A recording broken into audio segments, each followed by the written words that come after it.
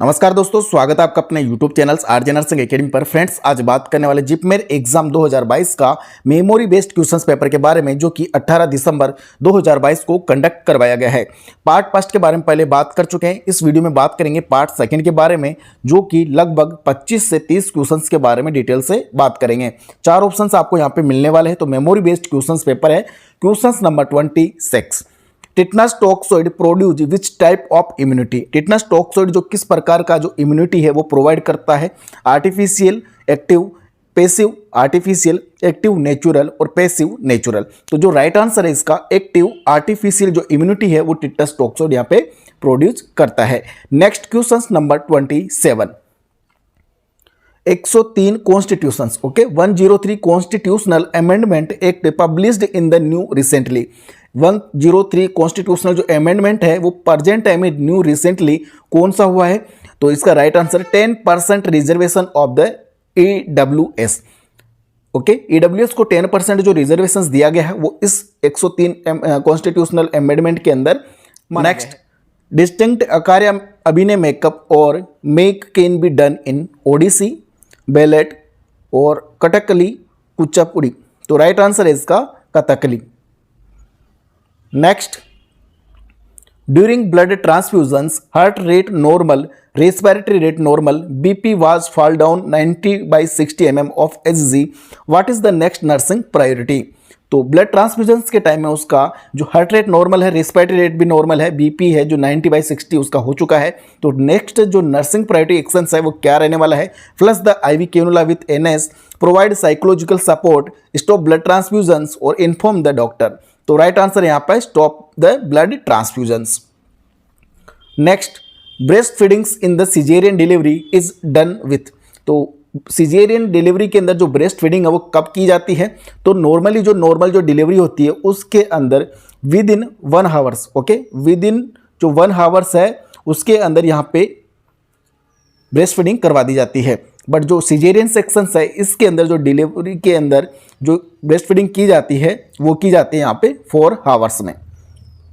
Next है, golden colour of amniotic fluid indicate. तो amniotic fluid का गोल्डन कलर क्या इंडिकेट करता है? Meconium stand, RH incompatibility, post maturity और IUD, इंट्रायूटेराइन डेथ। तो जो राइट आंसर है वो है RH इनकॉम्पेबिलिटी।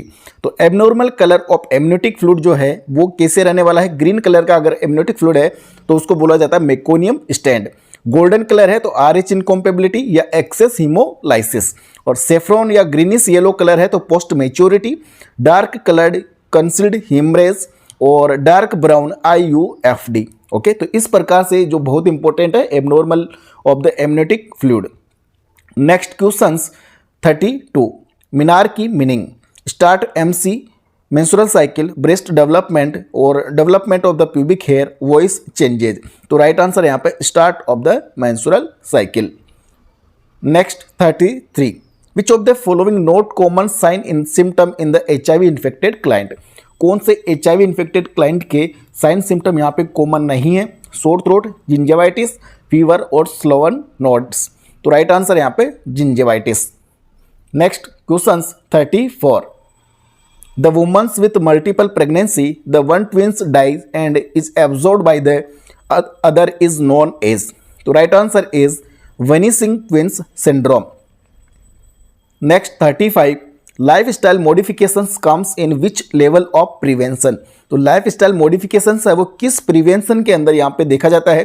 Tertiary prevention, secondary prevention, primordial prevention और प्राइमरी प्रिवेंशन। तो राइट आंसर है यहाँ पे option C, primordial prevention. Question number 36, the global maternal mortality ratio is to be planned in 2030। 2030 के अंदर जो ग्लोबल मैटरनल मोर्टिलिटी जो रेशियो है वो क्या प्लान किया गया है? 70 पर 1 लाख लाइव बर्थ और 100 पर 1 लाख लाइव बर्थ, 50 पर 1 लाख लाइव बर्थ और 30 पर 1 लाख लाइव बर्थ। तो राइट आंसर है इसका ऑप्शन A, 70 पर 1 lakh live birth. Next 37, the woman's identify with single cervix and its and with 2 uterus is known as. एक वुमन है, उसको आइडेंटिफाई किया गया है, सिंगल उसका सर्विक्स है, देन उसके जो एंड है इस पे यहाँ पे 2 यूट्रस आपको नजर आ रहे हैं। तो इस प्रकार का यूट्रस है उसको क्या बोला जाता है? Arcuate uterus, uterine septum, bicornuate uterus और यूनिकोर्निएट यूट्रस। तो राइट आंसर है option C, bicornuate uterus. Next question 38. 2 persons are conduct CPR, then when cardiopulmonary resuscitation is switched. 2 person यहाँ पे CPR कंडक्ट कर रहे हैं और जब CPR है उसको कब स्विच किया जाता है? तो after 2 cycle of CPR, after 1 cycle of rescuer, after 5 cycle of CPR और after 10 cycle of the CPR। तो राइट आंसर है यहाँ पे after 5 cycle of the CPR।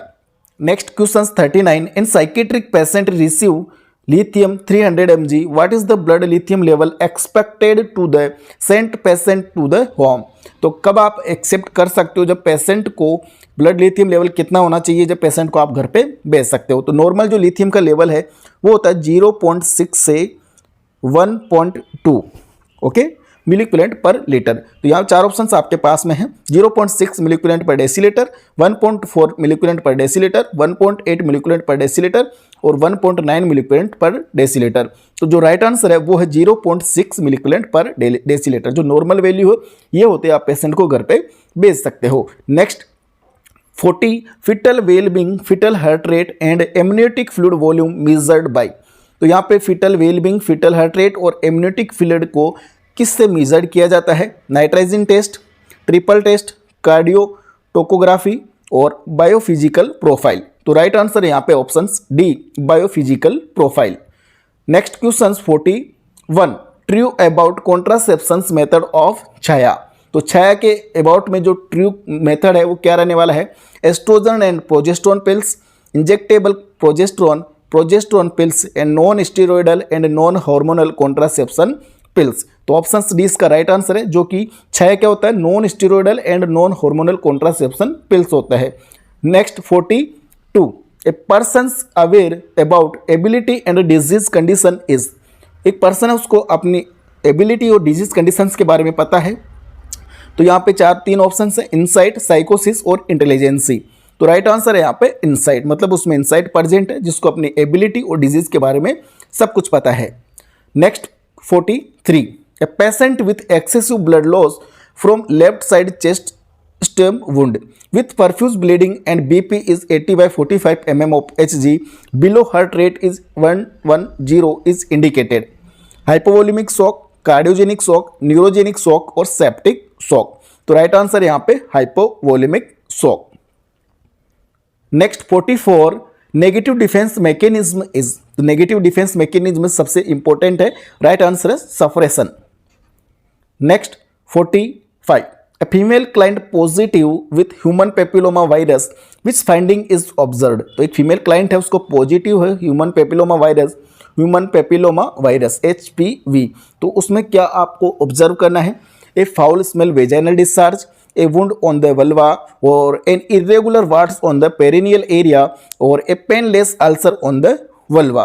तो राइट आंसर है यहाँ पे option C, an irregular warts on the perineal area. 46. A patient discharge on the phenytoin sodium, what instructions nurse should give? एक patient है जो डिस्चार्ज हो रहा है फेनिटोइन सोडियम के साथ में, तो उसको क्या इंस्ट्रक्शंस आप घर के लिए देने वाले हो? फर्स्ट ऑप्शन है intake plenty of the fluid, B option है if 3 episode of the loose stool inform the health care providers and option C है ब्रशिंग आफ्टर ईच मील। कोई सा भी मील अगर आप लेते हो तो उसके बाद में आपको ब्रशिंग करना है। तो राइट आंसर है option C, brushing after each meals. Next है question number 47. A 15-year-old clients admitted with history of congestive heart failure with crackle sound in the auscultations and distended neck vein and difficulty in the breathing. What is the priority nursing diagnosis includes?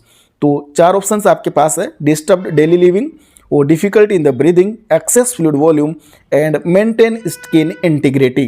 तो right answer है यहाँ पे option C, excess fluid volume, because यहाँ पे क्रेकल sound आपको दिखाई दे रहा है, सुनने में आ रहा है ऑस्कल्टेशन में, और कंजस्टिव हार्ट फेलियर का पेशेंट है, डिस्टेंडेड जो नेक वेन है वो भी आपको यहाँ पे डिस्टेंडेड नजर आ रही है, और डिफिकल्टी इन द ब्रीदिंग है। तो इसमें फर्स्ट जो प्रायोरिटी एक्शंस है वो एक्सेस फ्लूइड वॉल्यूम यहाँ पे आपको डायग्नोसिस मिल जाता है। नेक्स्ट है question number 48, the expected complications of the Kawasaki disease. Kawasaki जो डिजीज है उसका जो एक्सपेक्टेड कॉम्प्लिकेशंस है वो क्या रहने वाला है? Mitral stenosis, arterial aneurysm, clotting in the when और नन ऑफ दीज। तो फ्रेंड ये एक मेमोरी बेस्ड क्वेश्चन पेपर है, तो इसके अंदर आपको जो ऑप्शन है ऊपर नीचे भी हो सकता है, प्लस ऑप्शन चेंज भी हो सकता है, प्लस इसमें जो आपका क्वेश्चन है उसका लैंग्वेज भी चेंज हो सकता है। तो इतना सीरियस नहीं ले लेना है, आपको जो क्वेश्चन किस प्रकार से वहाँ पे पूछा गया वो आपको याद रखना है। तो राइट आंसर है यहाँ पे option B, artery aneurysm. Next है 49, after cleft palate surgery with 2 day post operative period which one use for the feeding as. After cleft palate surgery हो चुकी है तो 2 दिन बाद में पोस्ट ऑपरेटिव जो पीरियड है उसमें पेशेंट को फीडिंग किस आधार पे आप करवाने वाले हो, क्या यूज करने वाले हो? रबर टिप्ड सिरिंज, कप और ब्रेस्ट फीडिंग या कटोरी स्पून फीडिंग। तो कौन सा आप मेथड यहाँ पे यूज करने वाले फीडिंग के लिए? तो राइट आंसर है यहाँ पे रबर टिप्ड सिरिंज। नेक्स्ट है question number 50, the child with seizure receive phenytoin for the treatment, what would be the effective teaching for the mothers to care the baby at the home after the discharge? Ask him to brush teeth after each meal, drink plenty of the fluid, monitoring WBC count or none of these। तो right answer है यहाँ पे option A, ask him to brush teeth after each meal, सभी meal के बाद में आपको वहाँ पे ब्रश करवा देना है। तो ये हो गए टोटल 50 क्वेश्चंस जो कि मैंने आपको कंप्लीटली 4 ऑप्शंस के साथ में बता दिया है। फिर भी अगर आपको कोई डाउट हो, कोई क्वेश्चंस ऐसा हो जो आपको रॉन्ग लगता है, आंसर रॉन्ग लगता है, तो आपको कमेंट्स बॉक्स में जरूर कमेंट करना है जिससे कि नेक्स्ट जो वीडियो है उसके अंदर इसको करेक्ट किया जा सके। तो नेक्स्ट वीडियो जल्दी आने वाला है जिसमें 51 से आगे के जो क्वेश्चंस है वो आपके सामने मिलने वाले हैं, जिसमें मैथ, रीजनिंग और जीके के क्वेश्चंस भी कंप्लीटली शामिल मिलने वाले हैं। तो ये थे कंप्लीट वीडियो। फिर भी अगर आपको कोई डाउट हो तो प्लीज़ कमेंट बॉक्स में जरूर कमेंट करिएगा। मिलते हैं नेक्स्ट वीडियो में, तब तक के लिए स्वस्थ रहे, मस्त रहे। धन्यवाद फ्रेंड्स।